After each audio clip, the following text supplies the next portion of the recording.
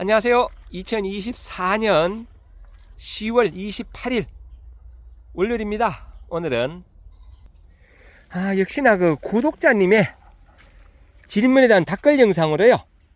오늘은 칼슘 결핍 티번 현상 여기에 대해서 한번 말씀드려 보겠습니다. 제가 이 부분은요 누누이 미리 말씀드렸습니다. 배추는 칼슘하고 붕수가 결핍되면 생장이 저조하고 결국은 나중에 이렇게 알찬 쏙배추가 돼야 되는데 이 부분이 결구가 잘 진행되지 않고 되더라도 티번 현상이 온다. 그렇게 말씀드렸어요. 티번 현상은 뭔가 하면 쏙배추가 성장하면서 끝부분이 예쁘게 이렇게 파란색이 안 되고요. 누렇게 끝이 마르면서 이제 결국은 품질이 저하되고요. 이걸 먹어야 되나 싶을 정도로 문제가 됩니다.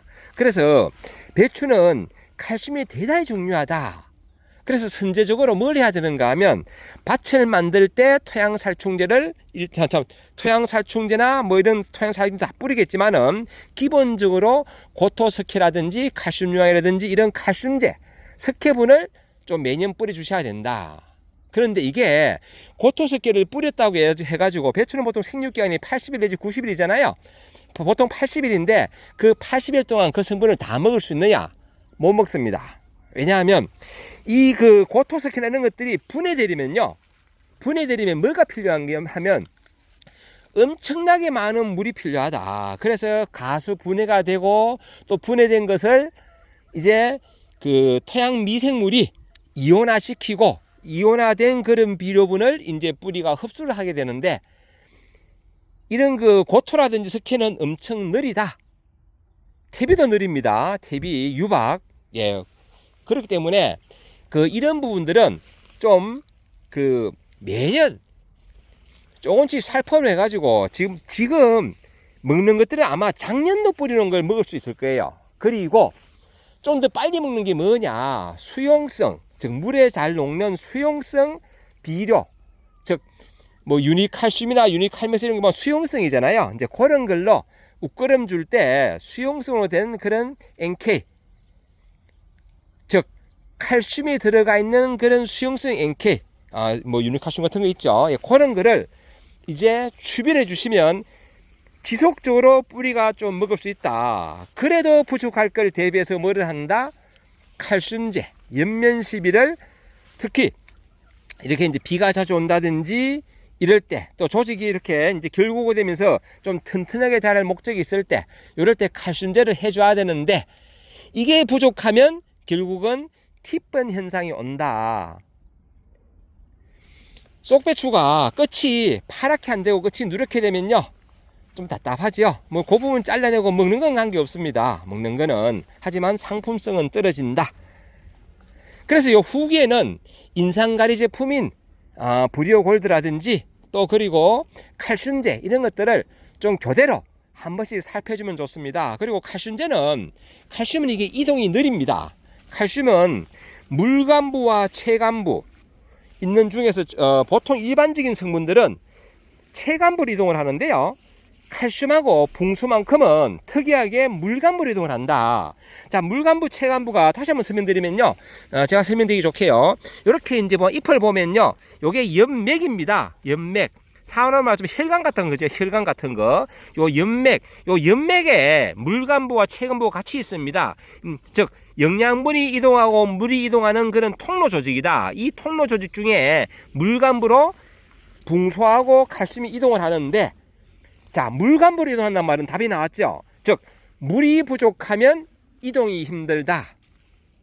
그래서 특별히 이제 보면 저런 경우가 있어요. 물염병이 생기면 물을 주지 말아라. 즉 너무 과습한 걸 피하라 이 뜻이지만은 그렇다고 완전히 가뭄이 들게 하면 안 됩니다. 그러면 어떻게 됩니까? 물이 부족하니까 토양에 있는 붕수 흡수가 안 돼가지고 토양에 있는 칼슘 흡수가 안 돼가지고 쏙배추를 만드는데 문제가 되거든요. 그래서 배추는 결구할 때 물을 충분히 주십시오. 물음병은 별도로 방지하셔야 됩니다. 라고 제가 강조한 게 그겁니다. 물음병은 선제적으로 잎이 7장 내지 10장일 때 1차, 그리고 그때부터 1주일에서 10일 있다가 2차 방지하고, 그래도 나는 불안하다 그러면 추가로 한 번 더 3차 방지해 주시면 됩니다.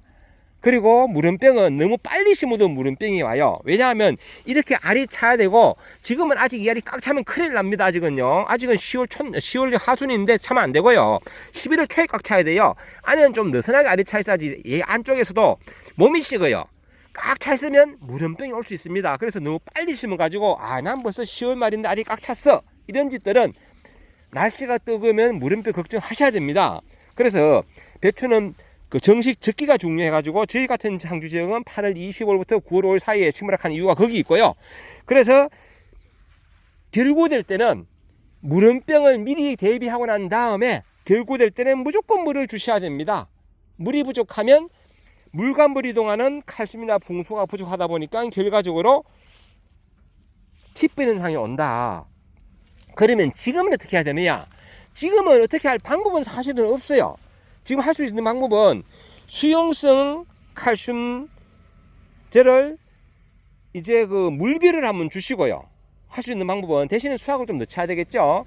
대신 질소질은 주시면 안 됩니다. 질소질을 지금 주시면 쓴맛이 납니다. 쓴맛이, 질소질은 너무 늦게까지 주시면 쓴맛 나니까 수용성 그런 칼슘 그런 것을 녹여 가지고 즉 연면시비 및 간주용이 있습니다. 예, 그런 거 대유 칼맥스 같은 거, 그런 거 있습니다. 칼맥스 그런 거를 관주를 해주시고, 그리고 연면시비 해주는 방법밖에 없다. 연면시비 해가지고 공급을 해주는 방법밖에 없고, 이제 팁번 현상이 모든 배추 다 온 게 아닐 거니까요. 그렇게 해주는 방법밖에 없다. 그래서 이 시기에는 인산가리 제품인 브리오골드라든지 칼슘제 이런 거를 교대로 한 번씩 살펴주면 배추가 좀 건강합니다. 제가 조금 전에 다른 영상도 제가 만들었었는데요. 그 가리가 부족하면 잎끝이 마르잖아요. 그거는 늙은 잎, 노화된 잎끝이 마른 게 가리가 필요한 거고요. 속에 있는 어린 잎, 새순, 쏙잎 이런 부분이 끝이 마르는 거는 칼슘이 필요한 겁니다. 칼슘. 다 같은 끝이 마르더라도 쏙잎이 마른 거하고 겉잎이 마른 건 다르다. 제가 여기 아까 잠깐 한 포기 봤었는데, 요런 거 이제 묵은 잎 끝이 이렇게 선단이 마르는 거는 여기 칼슘이 필요한 거다. 칼슘. 하지만 이 배추 속에 쏙잎이 마른 것은, 끝이 마르면 그거는 칼슘이 결핍, 즉 팁번 현상이다. 그래서 저는 이렇게 요 시기는 이렇게 이제 인산가리 제품인 브리오골드, 인산가리 이렇게 같이 돼 있고요. 붕소도 돼 있어요. 그리고 이렇게 이제 칼슘이 들어있는 칼슘, 붕소, 마그네슘 이렇게 이런 것들 허용되어 있는 요 킬레타 돼 있어가지고 미리 세 가지 성분이 식물에 이용할 수 있도록 그렇게 되어 있는 겁니다. 요게 그렇게 되어 있기 때문에 제가 사용한다. 칼슘, 붕소, 마그네슘을 각각 혼용하시는 것은 비추천이다. 왜? 서로 간에 기량작용을 한다. 칼슘과 붕소도 기량작용하고요. 칼슘과 마그네슘도 서로 기량작용입니다. 그리고 칼슘과 우리가 흔히 아는 칼리, 칼리하고도 가리하고도 기량작용입니다. 그렇기 때문에 그런 부분들은 그냥 섞어서 사용해도 되겠지. 하지만 눈에 표시가 안 나서 그렇지, 화학적으로 어떤 변화가 어떻게 해가지고 어떻게 흡수가 나빠지는 건 잘 모릅니다. 그렇게 이해해 주시면 되겠습니다. 팁번 현상에 대해서 말씀드리고요. 제가 너무 설명을 상세하다 보니까 길게 되는데요. 간단하게 말해서 지금은 할 수 있는 것은 칼슘제, 즉 수용성 그런 칼슘제, 대유 칼맥스 같은 거 이런 거 1100으로 희석해 가지고 물비료로 주시고요. 그리고 이제 연면시비로 칼슘제 해주는 방법밖에 없다. 왜? 더 이상 더 확산은 안 되면 되잖아요. 다른 배추에. 그렇게 하시면 되겠습니다. 그리고 그러면 비닐이 피복이 되어 있는데 어떻게 물비를 줄 수 있느냐? 그럼 비닐 피복 뜯어내십시오. 뜯어내시면 됩니다. 살살 조심해가지고 지 뜯으면 돼요. 그렇게 하면 됩니다. 감사합니다. 늘 좋은 날 되시고 멋진 날 되시기 바랍니다. 감사합니다. 그리고 이 부분은 제가 다른 영상을 하나 더 설명드릴게요. 여기는 지금 지그재그로 2줄로 심었고요. 여기는 1줄로 심었습니다. 이 부분에 대해서 이제 어지간히 성장이 됐기 때문에 한번 제가 장점과 단점, 그리고 어떤 것이 좋은가 한번 제가 설명을 드려보겠습니다. 다른 영상으로 설명드릴게요. 감사합니다.